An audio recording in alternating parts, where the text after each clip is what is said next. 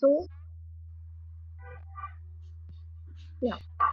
A very warm good evening to everyone. I welcome you all for today's webinar on UI UX. My name is Prachi Mishram, a marketer and currently working as business development executive at Pixaflip Technologies and a host for today's session.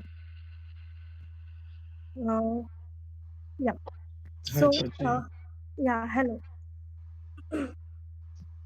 Today, if you Today we are held together for our UI UX session, and if you have any question and concerns on your side, you can just ask to the speaker. We have our two experts with us.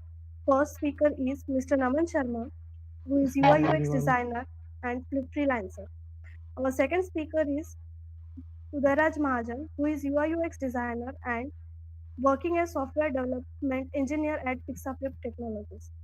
Okay, let's start our webinar now. Without me taking much time, I would like to go further with our first question. So, according to you, what are the different type of roles that comes under UI designs and UX designs? Yeah, so hi, everyone. I'll take that question. So, initially, like it was a combined role when the entire industry just started like multiple decades ago. Then it switched into UI and UX as two separate fields. UX was more focused on research, on trying to understand users and focusing more on that. But UI was more focused on visuals, how things look, right? But today, in the job industry, there are a lot of roles. There's UX researcher, there's UX designer, there's UX architect, there's a UX writer, there are UI designers, there's also interaction and animation designers. But basically, the main difference is there are people who do both as well. As a product designer, which is a new term in the industry, you're expected to like understand at least the basics of the entire end-to-end journey. So you understand basics of all of them, and then you pick one or two specializations, things that you excel at the most. That's how what most companies are looking for. But largely, UX is more centered around thinking and making sure that you provide your best effort to give to not only understand the users but give them the best experience that makes their life easy.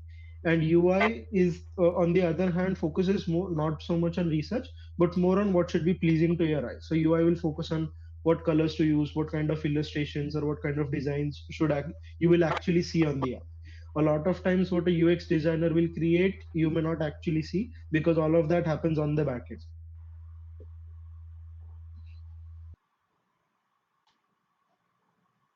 Okay, great. My next question is, what does the term design thinking means to you? Okay, so I'll take that. So basically, when we are talking about the design thinking, so it interact like actually, like as Naman said, there are a lot of roles which are here in the like the bucket of UI and UX. So when we talk about the term like the design thinking, so everything comes under whatever the roles which are there, which are pre-existing under the umbrella. So like if we just see the flow of like how we try to design or how we try to think on some particular problem statement or whatever we have about which we are supposed to design. So like it comes around like if I'm trying to create one application regarding for the farmers or for the elderly people, so what I'll do, I'll first take the interviews or I'll talk to some people who are already like into that particular thing. So basically if I'm trying for the farmers, so I'll take the interviews or I'll talk with the farmers like what actually problems they are facing, and then what are the things that we as a like app or we as a product can solve that particular thing.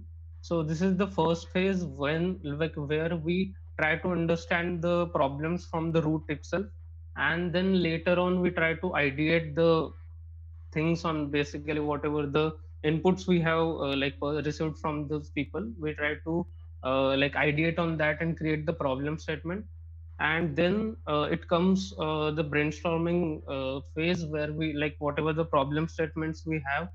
So basically by like from that clutter all the like whatever the questions we are having, so we try to brainstorm on that particular thing and try to come with a like the solution for that problem statement, where like what that particular solution we can use, and we can think over it, we can brainstorm over it and create a like a visual impactable design that will be then used by the users.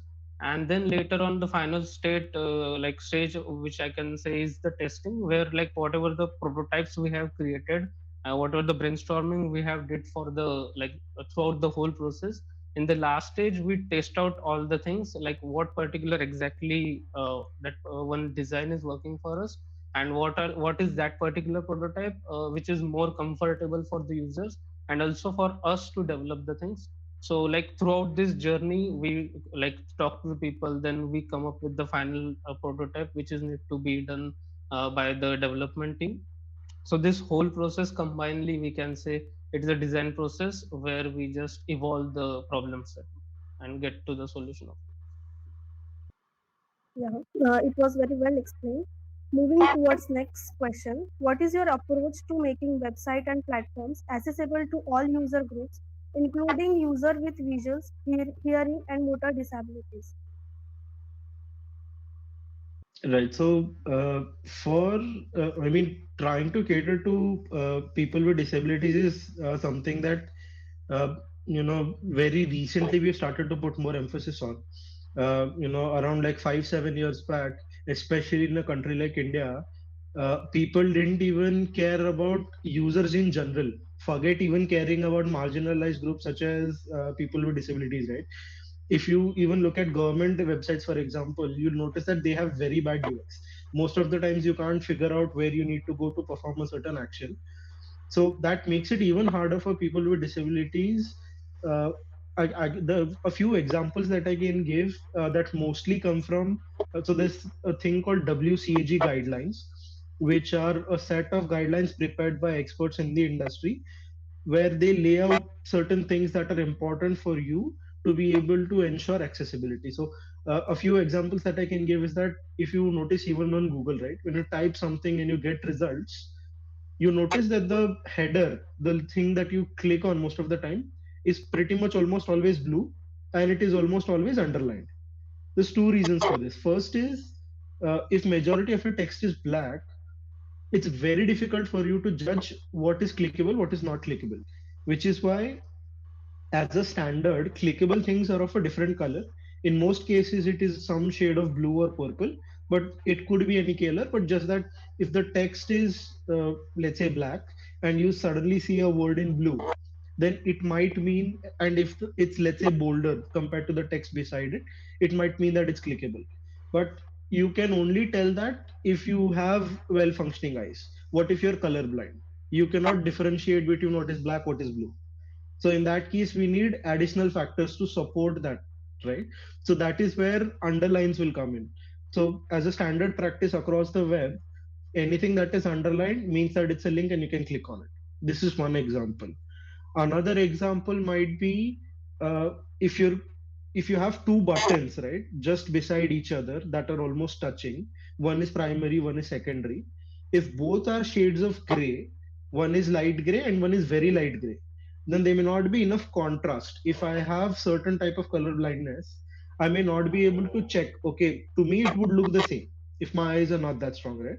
So there are also certain things like contrast ratios that you have to maintain across certain elements.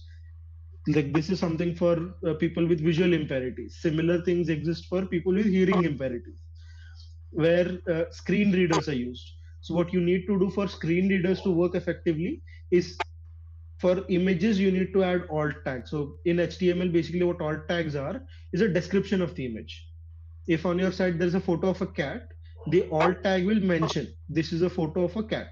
So what happens is, when the screen reader reads the text and then when it comes to the image, the screen reader will dictate that after this text ends, there is an image of the cat. So that even if you cannot see it, even if you are blind, you're able, or you will be able to see what's happening. And if you can't hear, that's usually not a problem, because most of the stuff happens through seeing. But as an example, on YouTube, right, it's all about videos. If you can't hear videos, then what's the point? That's where closed captioning comes in. It has subtitles, right? So if you have hearing disabilities, then the subtitles and closed captions help you. Uday can also probably give some more examples. Yeah, so like more usual examples we like see in the day-to-day life is just for some of the websites or some of the apps, we can see we can increase the font size of the app which is already we are having. So like that increases the visibility of the text. And also uh, there are a lot of what we can say, the features which tells you more about, like if I'm clicking on something, then there is a like supportive text which is like just below that particular button, that if we click on that button what will happen. So this kind of things we can do. Also using more and more images for the apps which are morely developed for elderly people or the people who just are like new to the thing which we are trying to build. So yeah, this kind of like little minor things which are like adding the feature to whatever the design we are like coming up with, it helps them to understand better what we try to say. And also like the usability, like the in general usability of our application indirectly increases when we help users to just like tell like this is what you have to do after all. Like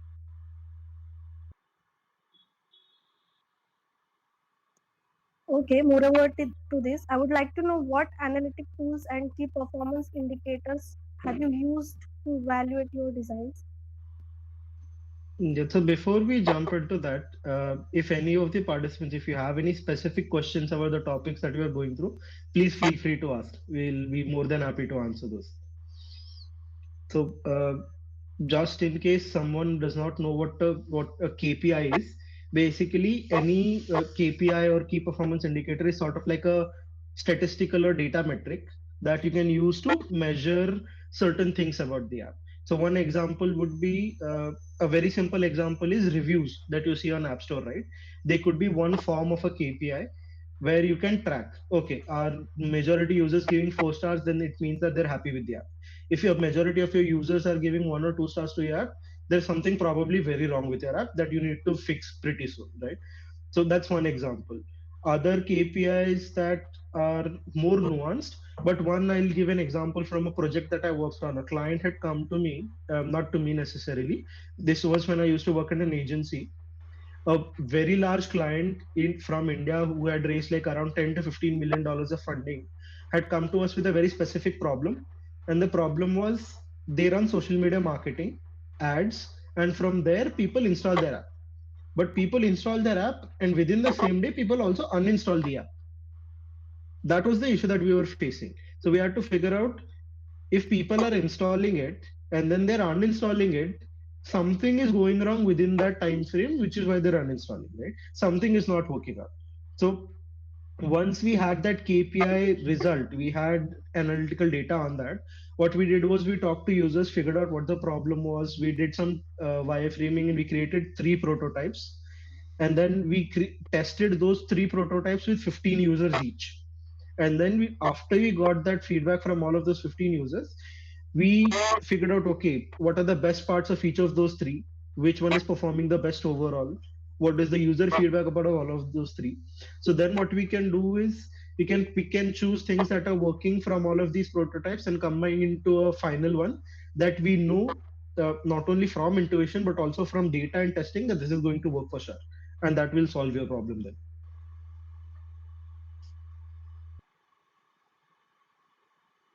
Okay, so before going forward, I would like to ask if anyone have any question, you can just unmute yourself and ask your questions, or you can just drop your questions into chat box. So I'll wait for you.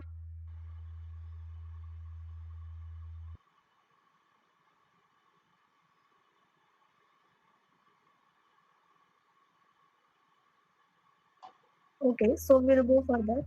So till now, my next question is, till now, what are some of the biggest challenges you have faced as a UX designer?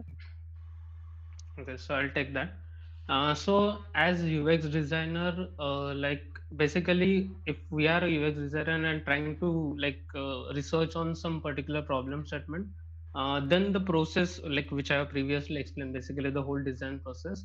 So in that first phase only, where we are taking like input from the actual users for which we are building, trying to build the solution. So that data is kind of like it can be dicey if we have the wrong people at the first. So basically if I'm trying to build something for doctors, and I'm like, instead of asking doctors what exactly I'm supposed to build, I'm asking someone who is near to that field. So that can create a chaos for me. Like the difference between the inputs provided by both of them can be different, and I may lead to the like different solution which I'm supposed to like which I'm not supposed to go for. So that can be like what we can say, the difficulty which we can face as a UX designer, like the people for which, like the people which we are targeting as the like input for the first phase. Then like the another like difficulties we can talk about are yeah, like when we find a particular problem statement for which we are supposed to build the solution. So for that particular problem statement, we try to create different solution and with the different approaches.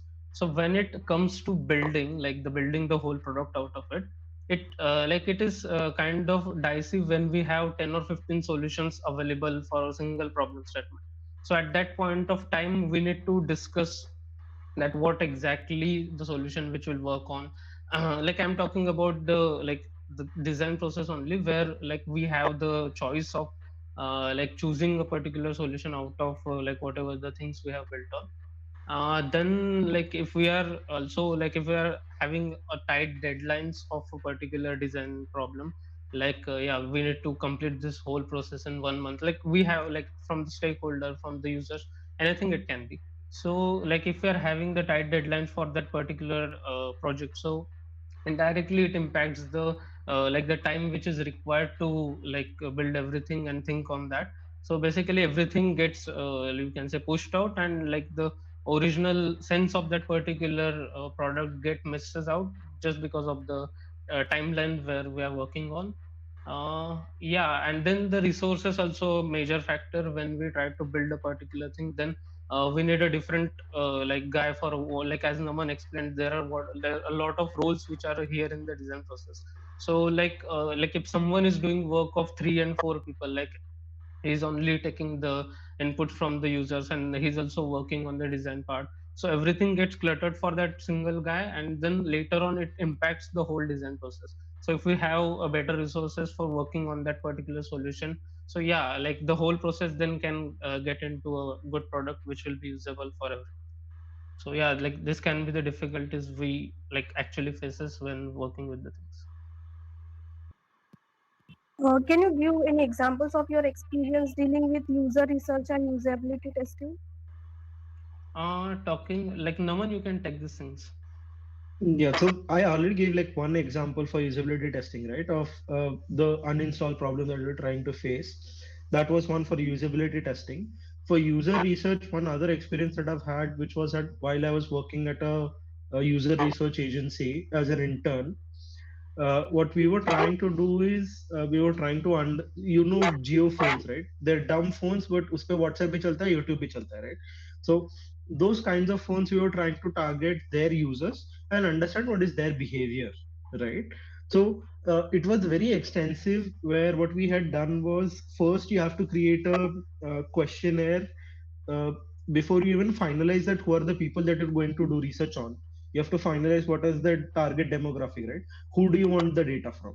Then uh, let's say you can have multiple resources to recruit participants, but basically either through social media or through some other market research agency, you have to bring in participants who are willing to give you their time and sit on a call with you to give you data and give you research and answer your questions. Once you have those scheduled, if you have a questionnaire based on what is the specific information that you're trying to find out, what you can do is once you are sitting in front of them like face to face, a lot of stuff that they would probably maybe something that they're saying does not necessarily match up with their actions or with their body language, right? So what they we do is we're paying attention to what they're saying, but at the same time we also have devices that are recording the screen of what they're actually doing on the phone. So हमें सिर्फ इस बात से मतलब नहीं है कि वो क्या बोल रहे हैं, because sometimes you're not saying what is actually in your mind. You're just trying to say something because you think the other person wants to hear this. That's why you're saying something like that. But your actual actions may not match up with that. But that can completely give you the wrong insights. If you pay attention to someone who's, let's say, just as an example, they're telling you that they enjoy using dumb phone, okay, that they prefer it compared to a smartphone, and you take that as a conclusion. But their actual reality is that they have two phones. They have a smartphone and they have a dumb phone, but they use their dumb phone only for calling. For everything else, they use a smartphone. If you would have gone on the basis of what they told you would go ahead with an incorrect conclusion, and based on that, the design you would have come up with would also have been incorrect. So in cases like these, you have to pay attention to what the other person is saying, but also take note of what their actions are and grab insights from that. What we did was across three cities, Pune, Mumbai, and Delhi, we traveled. We talked to approximately like 10 people in each city. With each participant, we had a user interview of approximately 1 to 1.5 hours. And after that, when we combine all of that data into a report and we gave suggestions, that came out to be almost 100 to 150 pages of presentation. That's how much data we were able to collect from those 25 hours of interviews, right? But this is a very specific UX research project. In most cases ये नहीं होता है, time नहीं है ना company के पास ना designer के पास, because client will come to me with the requirement, I have, this is my startup, I need to have the design ready within the next 2 months. Now, if I only have 2 months to work on a particular product, I do not have the time to do all this research, because इस particular project में सिर्फ research में 3 महीने चले गए थे. So then in real world constraints, you may not always have the luxury to do user research. तो फिर आपको थोड़ा गूगल से, थोड़े यूजर रिव्यू से, सिर्फ 3 या 4 यूजर से बात करके, you might have to gather insights and then move on to actual designing and solutioning part. Yeah, experience makes us learn so many things, right? So, what would you suggest? Which are the applications necessary to do well in this domain? Yeah. So, like talking about the applications, so it's like if we just take the applications aside for a while, it's more about our own creativity and our own what we can say curiosity about the things, how we look into the things which are happening around us, and like how we can simplify it. So, like let's just take the example of Apple. So, in the recent phone, they have introduced dynamic island, as we all know. So it was kind of a game changer for them. Like they have introduced some new features and they are like giving that thing for the pro versions of their phones only. So basically that was the only exception area where they were marketing the things like this is something you will get if you pay this particular amount. So like this kind of things, like whatever the designers or like UX guys of that company have went into, but that experience came through like how we can what we can say simplify the flow of getting a notification. So usually we just get the notification directly into our phone, it just pops up and it just like vanishes out.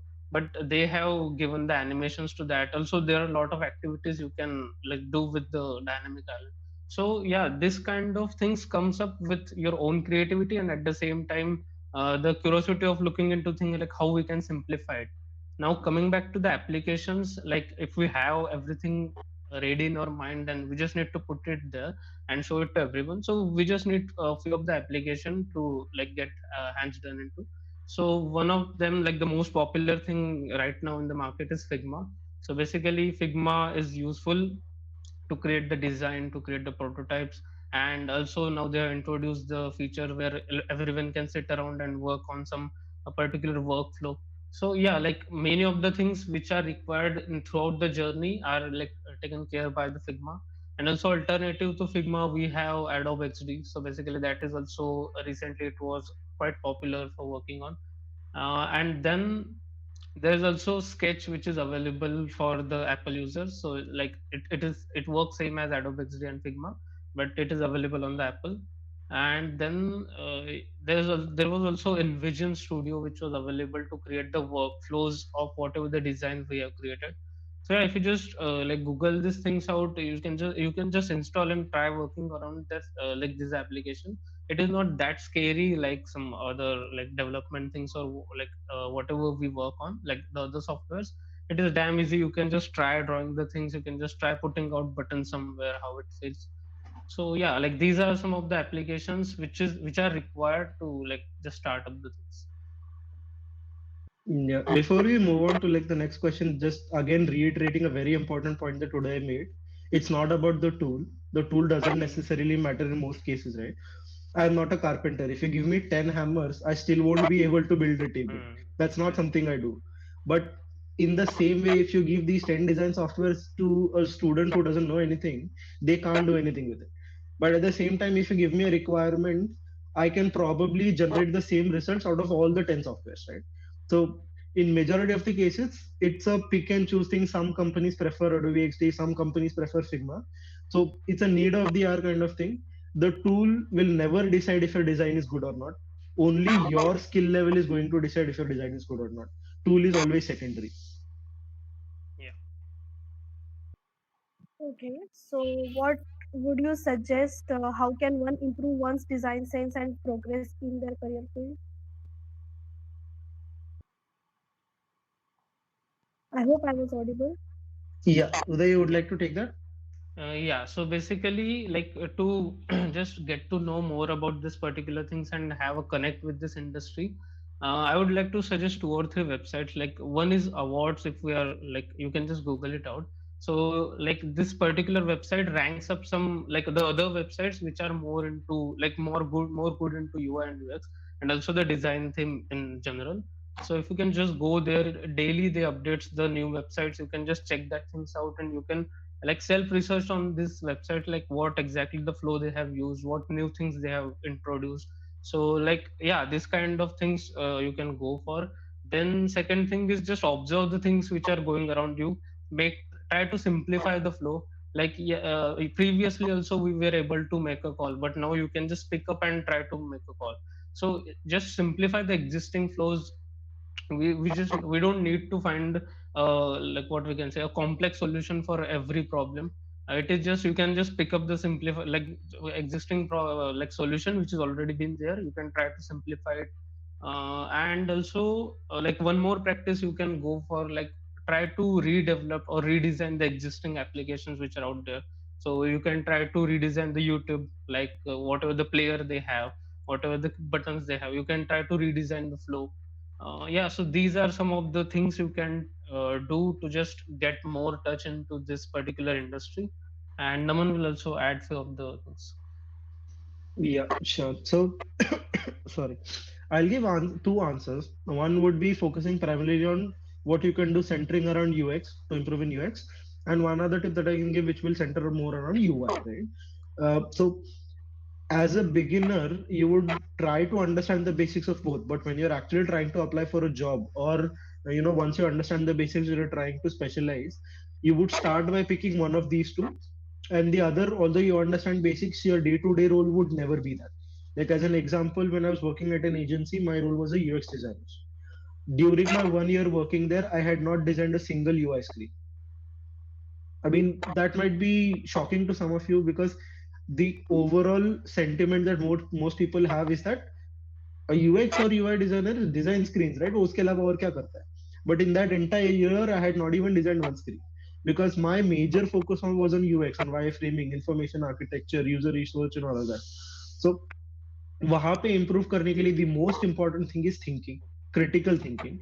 So what you can do is the way Uday mentioned, right? Like if you compare, if you wanted to get on a video call 5 years back or 10 years back, you would have to get on Skype, right? You would need the other person's ID, you would have to add them, the other person would need to approve, then you would have to either schedule a meeting, or if you get on a call, the other person has to pick up. Zoom changed the game completely. Nobody uses Skype today because Google Meet and Zoom are much much better compared to Skype, because now you don't need to add anything. You just need one link. किसी को भी भेजो, anybody can join from any device. You don't need to have pre-existing relationships with that person. This webinar would not have been possible 5 to 10 years ago online. उसके लिए Skype के लिए सबको add करना पड़ता पहले, right? So what you can do to improve on UX is हर एक चीज के तह तक जाओ. Like if you see any app, right, and if you are trying to improve your analytical skills, decode everything. If you see a screen and if you see a certain design has been made a certain way, try to question yourself, why was this made this way, why not something else? If something was made in, let's say, A pattern, why was it not made in B pattern? What would have happened, what would have been the consequences if it would have made in B pattern instead of A pattern, right? So once you start comparing, then you'll start to figure out. अभी जैसे, just give you a very random example. The videos that you screen on your screen are rectangles, right? Why are they not circles? What would happen if they would have been circles instead of rectangles? Once you start asking these questions, you'll probably figure out, agar circle hota, so you would have only been able to see my face. You would not be able to see my body, my hands, or what's in the room beside me, right? So there is a certain reason why it was made into rectangles instead of circles. So when you start questioning these things, then you'll build critical thinking, and with practice, you'll be able to figure out what are the things that your users want. There's also theoretical concepts, but because we're pressed for time, I won't go into detail there. The other thing that you can do for UI, one very good example that Uday mentioned is you go look for references. Awards, A triple W ARDS is a very good website. There's other alternatives. There's Dribble also. There's Behance also. Go and look at other people's work, right? And the biggest thing that I have personally done to improve my UI skills is copy. I'll tell you what I mean by that, right? Don't copy in a project where the result has to go live, but copy to practice. As an example, Cred has an amazing design team, very talented designers working on that product. What you can do is Cred ke screenshots lo, import them into Figma, copy them as closely as you possible. जितना exact बना सकते हो, replicate कर सकते हो, बनाओ.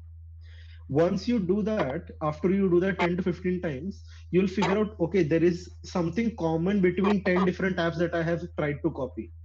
Then you figure out, okay, if this is common, then there's probably a reason why this is common. You can research more into that, and then you'll figure out, okay, if I do this, then the screen will look good. If I do this, the screen will not look good. So this will set a good base for you to work on UI. Once your base is set, then you can try to be a little more creative and come up with something that has never been done before. फिर जब आप real project पे काम करोगे, your UI is going to look much better than when you would have started in the beginning.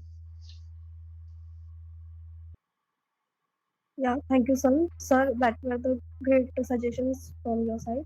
So my next question is like those who are looking forward their career in this field, what suggestions or tips you would like to give them that this profile, which qualities does a company looks for in a candidate, and how can one ace the interview rounds? Okay, so like basically to get into some company to do this UI UX work, you need to have some base research done with this particular industry, or at least get some like projects done with like the previous project done around which are revolving around the UI and UX.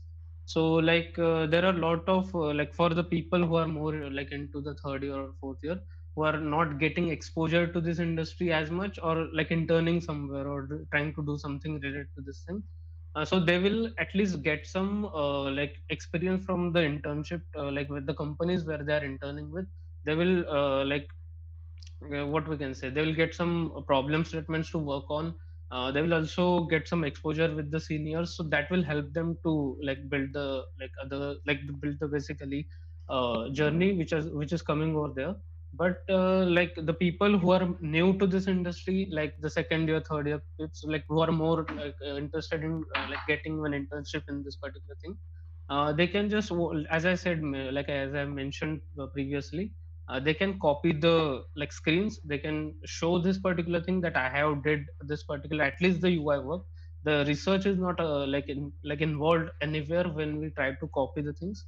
But yeah, for the UI thing, you can just try to do this particular things. You will also get more like you will also get to know more about the tools. Like if you are trying to get things in the Figma, and some company where you are trying to approaching is also using the Figma, so it will be better for both of them, both of you guys, to like get the things like get the things more closely into.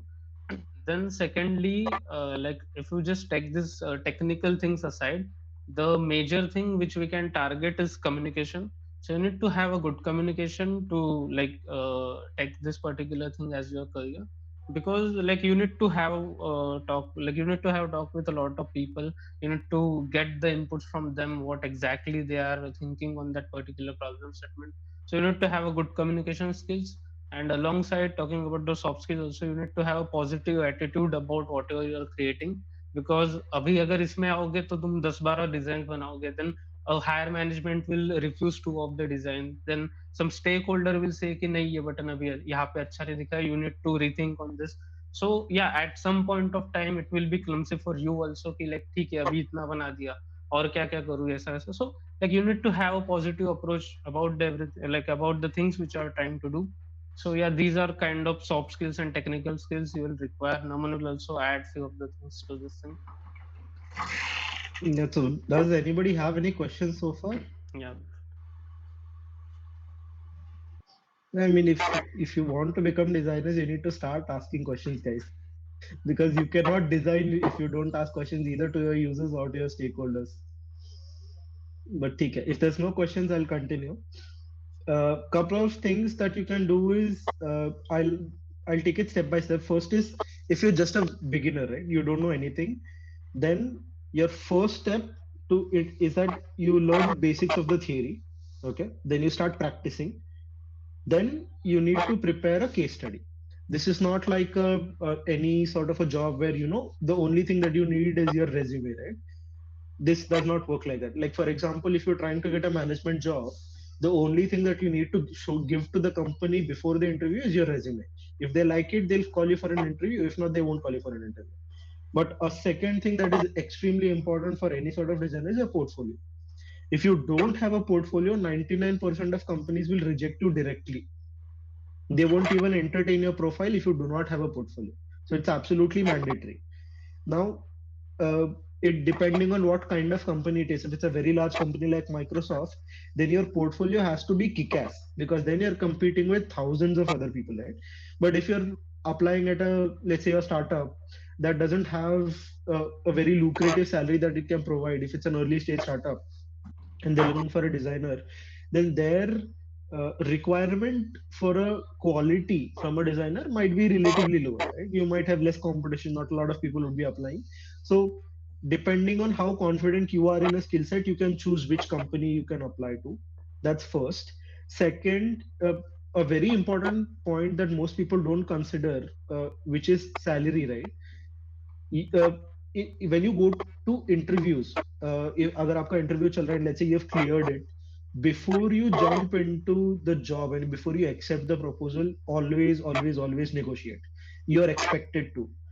कितनी भी छोटी हो company, कितनी भी बड़ी हो company, they are expecting you as a candidate to fight for what you are worth, and they're expecting you to negotiate. If you don't negotiate, that sort of sends a bad signal that you may not necessarily know what you're worth, right? And for that, there's two things that you need to know. One is the market rate, as well as where you stand relative to everybody in the market. If you are very new, पहली बार आप job के लिए apply कर रहे हो, don't know anything, then even if just as an example, right? Today, UX designers, depending on their seniority and experience level, can earn anywhere between 5 to 6 LPA at the low end, all the way up to 50 to 60 lakh per year on the high end, right? Now you need to realize in this spectrum, where do I lie based on my skill set and based on my experience. And secondly, it's unrealistic if you go to TCS and you tell them, give me, pay me 50 lakhs a year. That's not going to happen. Even if you're extremely senior, even if you have 10 years of experience, that's not going to happen. But in the same example, if you go to Microsoft as a person with only 2 years of experience and you tell them, give me 30 lakhs a year, they probably will consider, because each company has the size of the company's pockets is different. And Apple, Microsoft, even for a junior role, will probably pay a lot more compared to a senior role at something like TCS, right? So when you're going into that salary negotiation thing, keep that in mind, that it's not about how many years of experience you have. It's more so about what is your skill level and what kind of company you're applying at. If the company is great, your salary is going to be great.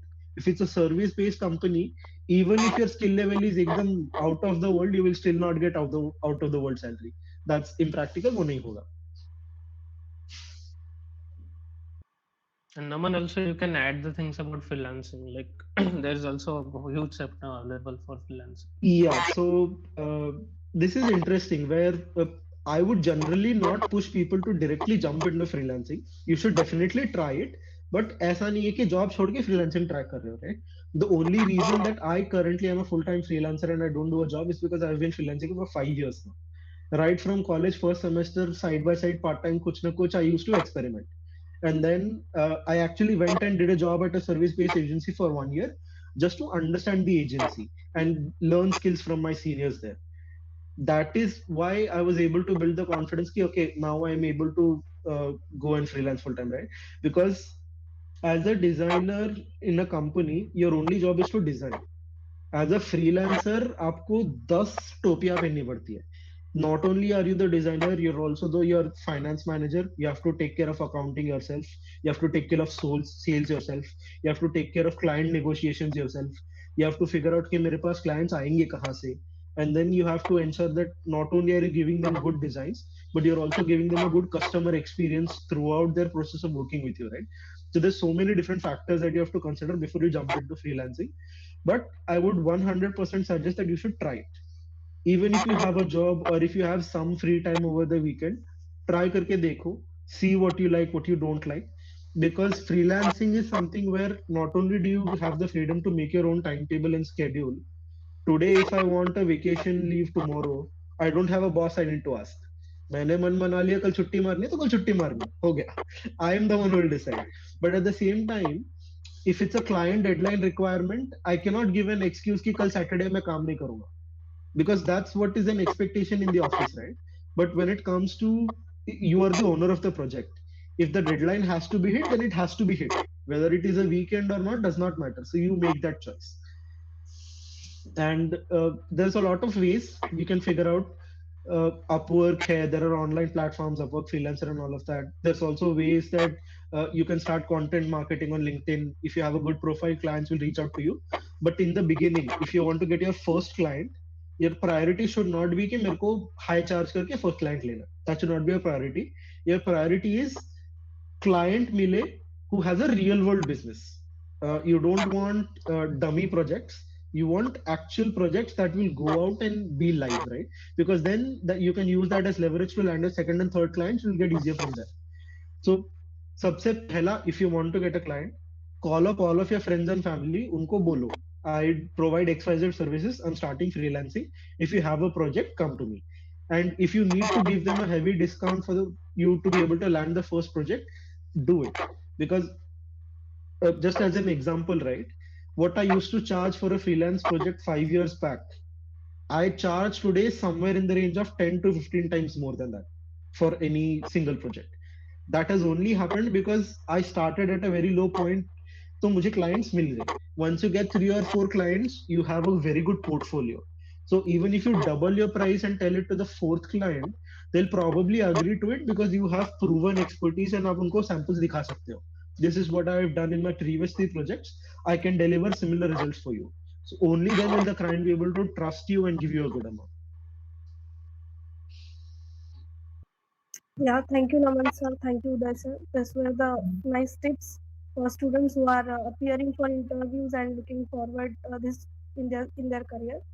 So, if anyone have any question, you can just drop your messages or questions into the chat box. Either you can ask by switching or your unmute yourself and you can just ask your questions. And if not, I'll go further. You can just drop your messages or questions in the chat box. So moving on towards next question, I would like to ask, how does an improved UI UX design improve ROI for business? Okay, so before I start with that, कुछ तो question पूछ लिया. We have like at least 15 participants here. I'm sure some of you have doubts. It's not like nobody has doubt. If you're probably feeling shy and not feeling very comfortable to ask, English में पूछना जरूरी नहीं है. If that is stopping you, Hindi, Marathi, whatever works. But feel free to ask any sort of question you have.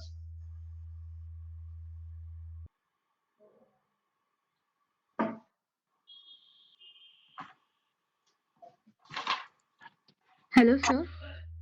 Yeah, hi Mansi. Thanks for taking that Um, initiative. पहला question. Sir, I'm an engineering student, second year. So I want Okay. to take up UI UX as my future course. But till I go for a professional course, what are the qualities that I should develop to be a good designer? So first off, you need to even consider कि professional course करने की जरूरत भी है या नहीं. ठीक है. The only kind of person who I would suggest that you take a professional course is for two things. Pehla, if you don't have a lot of time to give. Second, if you have more than sufficient money that you can spend on a professional course. Only then will it be helpful for you. अगर आप ऐसी situation में हो that you have to save 6 months of salary just to be able to afford a professional course, don't do it, not worth it. I am not from a design college, मैंने कोई professional course नहीं किया है. I am a computer science engineering graduate. Whatever I've learned through online courses and YouTube. And after that, once you have a base ready and you get your foot in the door, right, either on freelancing or in any job or internship, rest of the stuff you can learn on the job. So अगर आपके पास if you are a very busy person, आपके पास time नहीं है, या फिर if you have money you are able to spend, sure, take up a professional course. But if not, majority of the stuff you can learn on YouTube. If you want recommendations, I can suggest what kind of online courses you can take. But the biggest thing that you would need, अगर आपको start करना है from zero skills, right, you have to have an expectations that at least every single day you need to dedicate 2 to 3 hours to practice and to study. अगर आप वो नहीं करोगे, then your learning is going to be extremely slow. अगर आपको within a reasonable amount, within 3 to 6 months, if you want to learn and get into UX, then you need to dedicate 2 to 3 hours every single day. And there's no quality as such जिसकी requirement है. Even if your मतलब अगर आपको computer चलाना भी नहीं आता है, right, even if you are at that stage, you can still start. It's not necessary for you to have any quality as such. अगर बेसिक इंग्लिश आपको आता है, that's good, that will help you, because if you go to YouTube and courses, then mostly be in English. So that's the only thing that you truly need. And the other second thing that you need is curiosity, and that's it. If you have those two, you can get started, और कोई quality की जरूरत नहीं है. Okay, sir. Thank you. Sure Mansi.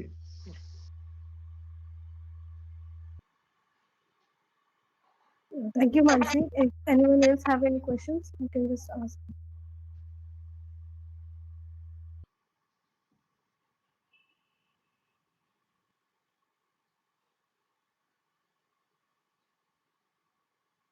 Okay. I'll take the last question then before we wrap up. So just to summarize, the question was, as a designer, either UI designer or UX designer, how does design in general, UX design, the umbrella in general, affect ROI of a business? So ROI basically means return of investment, right? So as a business person, if I'm a founder or CEO, every single rupee I spend on my business has to give me at least 1.5 to 2 times of that amount. Only then will I spend, right?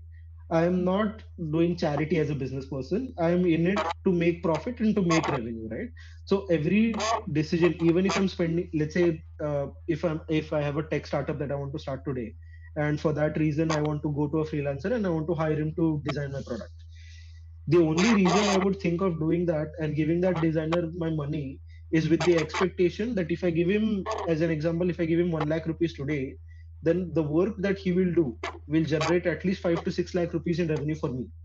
That's the expectation, right? So how does UX and UI help do that and increase your ROI? Is two things. First being, it gets you from point zero to one, right? Where you don't have a product, that's one situation. You have nothing right now. So you have to go from zero to one. If you don't hire a designer, what you'll have to do is you'll go to a developer directly. Okay, this is my requirement. मुझे ये app बना के चाहिए. The developer will work on it for you. But what will happen is the developer's expertise is to build things. The developer's expertise is not to understand कि बनाना क्या है, right? Before you jump into making it, think of it like this. If you want to build a house, अगर आपको 50 लाख का मकान बनाना है, then आप ऐसे ही जाके ईंट लगाना तो चालू नहीं करोगे. You would probably go to an architect कि मेरे को, this is my vision, this is how I want the house to be. Walls have to be like this, the color of the walls has to be like this, windows यहाँ पे होने चाहिए, right? You'll figure out all of that, because otherwise, if you start laying bricks directly, घर बन जाएगा, आपको पसंद नहीं आएगा, फिर आपको घर तोड़ना पड़ेगा, वापस बनाना पड़ेगा. Same thing happens with development. If you directly go to a developer and you don't have a good idea of what you want to build, the developer will probably spend multiple months trying to build something. At the end of it, you'll figure out ये नहीं बनाना था, this is something else, this is not what I wanted. जो 3-4 महीने की आपकी मेहनत है पूरी वेस्ट हो जाएगी. And then again you have to start from zero into building something. That is where a designer can help from zero to one, because their expertise lies in understanding stakeholder को क्या चाहिए, user को क्या चाहिए, and then find a middle ground between those 2 points and figure out actually banana kya hai. Once they figure that out, They'll create designs and they'll give it to your developer. So your developer only has to build something once. They don't have to build it 3 or 4 times and figure out ki kya galti hogi. The designer will save you money there. That is one important ROI. It will help you decrease your spending. Second, what it can do is it can help you increase your revenue. As an example, uh, अगर developer ने कोई, let's say it's a payment flow right, on any e commerce, या फिर let's say Zomato का payment flow है. अगर मुझे Zomato, before I place an order for food, if Zomato gives me a screen की are you sure you want to pay for this food, an amount बहुत बड़े bold में दिखा है स्क्रीन पे right. If let's say I am ordering meal for let's say 1500 rupees, full screen में एकदम large font में अमाउंट लिखा है एंड नीचे लिखा है are you sure you want to place this order, yes और no. What that does, if someone has made this, मैं सोचूंगा यार 1500 रुपए का खाना मंगाऊं क्या, नहीं रहने दे, घर पे ही खाता हूँ, right. That's what will happen probably. So you'll probably cancel out. So now as a business person you have lost that revenue because you wanted the user to make a transaction. The user did not make a transaction. Instead, if your user interface or if your UI or the design of the app was well built, then you're trying to reduce that friction. You're trying to increase the chances that if someone is interested in making a transaction, how can I make it as easy as possible for that person to make a transaction? Just say today, if I want to go and make an order on Zomato, if I already have my card saved, and there is a feature where you don't need to enter OTP to complete transaction. मुझे order place करना है, I just click on order, 2 second वो loader घूमेगा, order will be place automatically. ना OTP डालना है, ना CVV डालना है, ना कार्ड डिटेल्स वापस डालना है, nothing. What that ensures is, if maybe I would have 15 more seconds to think about it, I would have changed my mind. Maybe I don't want to order anymore. But because within couple of seconds order ho gaya, I as a user I don't even have the time to think, do I even want to order or not. So as a business that helps me, because the more people order, the more revenue I get, the more profit I make, the more money. So we have a question from Rajen. I hope I'm pronouncing your name right. Sorry if I'm not. Yeah, so even if you don't have experience, how can you freelance and how do you find clients? So first thing is, if you don't have any sort of experience or portfolio, it will be very difficult for you to find clients, and that's the honest truth, right? Because koi bhi client, anybody, if he's giving you money, they are expecting something in return. आप दुकान वाले के पास जाके 50 रुपए की shirt आप बोलोगे नहीं मेरे को 200 में दे, right? Now imagine you're giving someone 500 rupees and if you don't even have the guarantee कि वो सामने से मुझे कुछ देगा. That's what happens if a client has to trust you without you having any sort of experience. So that does not happen. So what you need to do before you get your first client is you need to have 2 or 3 case studies. Now, ये real case studies होना जरूरी नहीं है. So you don't have to work on real products. It could be a practice case study. आप एक random problem statement उठाओ कि just as an example, you want to build a Zomato competitor, let's say, right? So you don't need anyone's permission to start working on the case study on the project, right? आप problem statement उठाओ, you start working on it, you create the design for it. ऐसे एक बार आपके पास 2-3 project बन जाएंगे, then you show to the client before you are trying to get it कि okay, this is the type of work I have done, this is proof of my skill set, now you can give me the project, then the client will trust you. आपको client को ये बताने की जरूरत नहीं है कि ये practice था, right? The client को इस बात से मतलब है, does he like what he's seen in your portfolio? If he likes it, he'll hire you. Simple as that. The client does not need to know if it's a dummy project, if it's a real project, कि ऐसे ही practice में बना लिया. Client को फर्क नहीं पड़ता. As long as they're able to judge that you have the skill set, they're able to hire you. That's part one. Part two is मैं client लाऊं कहाँ से? So as I mentioned earlier also, आप there are 3 major ways जैसे client आते हैं. Let's say 4. The first one is online platforms, जैसे Upwork, Freelancer, Fiverr. I would personally suggest as a beginner यहाँ पे मत जाओ. Competition बहुत ज़्यादा है. You will not be able to differentiate yourself. It will be very difficult to bank projects and bank clients because आप 100 proposals भेजोगे and अगर कोई client close नहीं होगा तो you'll get disheartened. You'll be like यहाँ पे effort मार के मतलब नहीं है, मैं design छोड़ देता हूँ. So that will set a wrong expectation in your head. The second method is creating content and trying to prove your expertise either on LinkedIn or through a blog or through a newsletter. बहुत से तरीके हो सकते हैं. This is very time consuming. if you want to get any sort of real world results out of this, you have to at the minimum give 6 months to it. अगर आप 6 महीने रोज blog एक लिखोगे या हफ्ते में एक ब्लॉग लिखोगे तब जाके आपको रिजल्ट दिखेगा, नहीं तो रिजल्ट नहीं दिखेगा. So this is also not a very good choice for beginners. अब बचते हैं the last two options which have the highest probability of working for you. The first is cold messaging or cold emailing. इसमें what you do is you try to find a target audience. As an example, I'm a designer in Jaipur, right?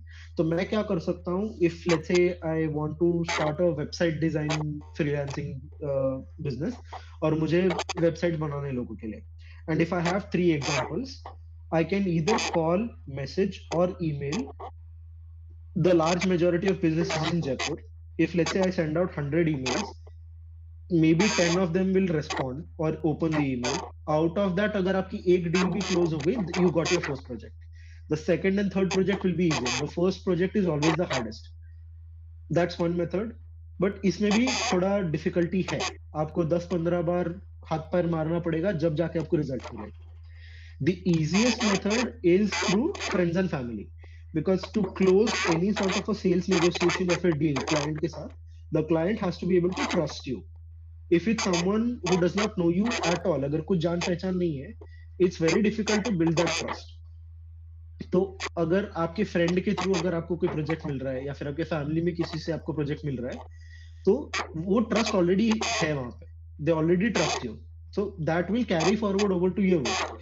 Even if they have not seen your work before, they will be willing to take that gamble कि नहीं भी हुआ तो भी चलेगा, लेकिन अपना बंदा है, इसको प्रोजेक्ट देके देखते हैं, if it works out great. So that is where you have the highest chances of bagging the project. मेरा first project was from my father's company, just to give you an example, right? So ज्यादातर freelancers की शुरुआत कहाँ से होती है? If you want to get a project, अपने projects बनाओ, फिर वो अपने फ्रेंड्स फैमिली में सबको भेजो और उनको बोलो this XYZ services I am going to provide and I've started freelancing. If you have any project either of your own or through a referral of yours, please pass on the project to me, and that will be your highest success rate of landing a project.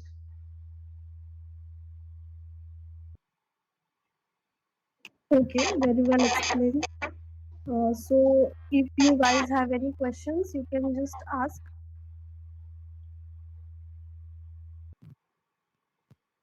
You can just unmute yourself and ask. Either you can just drop your questions into chat box.